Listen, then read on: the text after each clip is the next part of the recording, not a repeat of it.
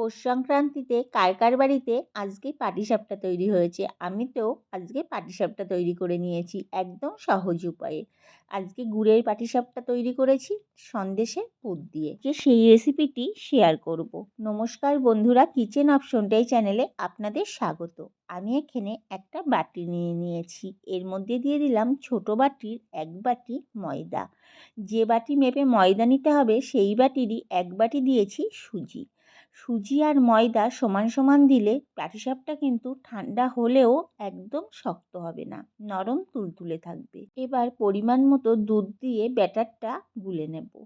দুধটা কিন্তু জাল দিয়ে ঠান্ডা করে নিয়েছিলাম। ফ্রিজের ঠান্ডা দুধ দিয়ে কিন্তু ব্যাটারটা গুলবেন না। অল্প অল্প দুধ দিয়ে আস্তে আস্তে কিন্তু হাত দিয়ে এইভাবে ব্যাটারটা তৈরি করে নিতে হবে। আমার এখানে প্রায় 500 দুধ লেগে গেছিলো। বাজারে যে 500 লিকুইড দুধের প্যাকেট কিনতে পাওয়া যায় সেই 1 প্যাকেট দুধই লেগেছিল।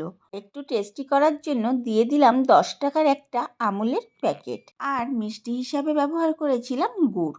গুড়টা পরিমাণ মতো দিয়ে আস্তে আস্তে গুলে নিতে হবে।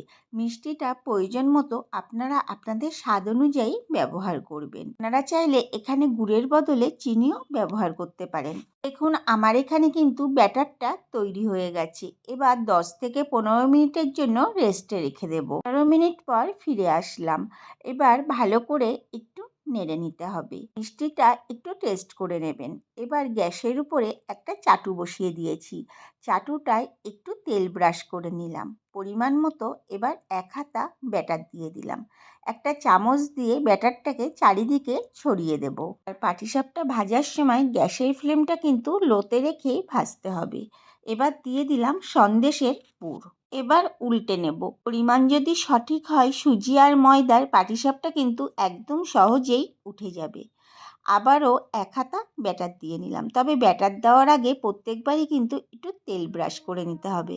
আবারও চামচ দিয়ে একটু চারিদিকে ব্যাটারটাকে ছড়িয়ে দিলাম। এবার দিয়ে দিলাম সন্দেশের পুর।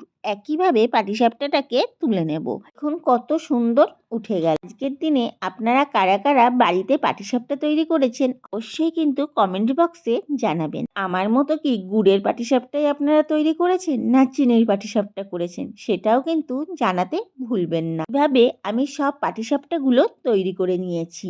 দেখুন আমার এখানে কতগুলো পাটিসাপটা তৈরি হয়েছে, 1 বাটি সুজি আর 1 বাটি ময়দা দিয়ে। এইভাবে পাটিসাপটা তৈরি করলে পাটিসাপটা ঠান্ডা হলেও বা ফ্রিজে রাখলেও কিন্তু শক্ত হবে না, একদম নরম তুলতুলে থাকবে। তবে আপনারাও একদিন বাড়িতে তৈরি করে দেখতে পারেন। আর ভিডিওটি যদি ভালো লাগে আমার চ্যানেলটিকে সাবস্ক্রাইব আর ফেসবুক পেজ থেকে যদি দেখে থাকেন পেজটিকে ফলো করে দেওয়ার অনুরোধ রইল।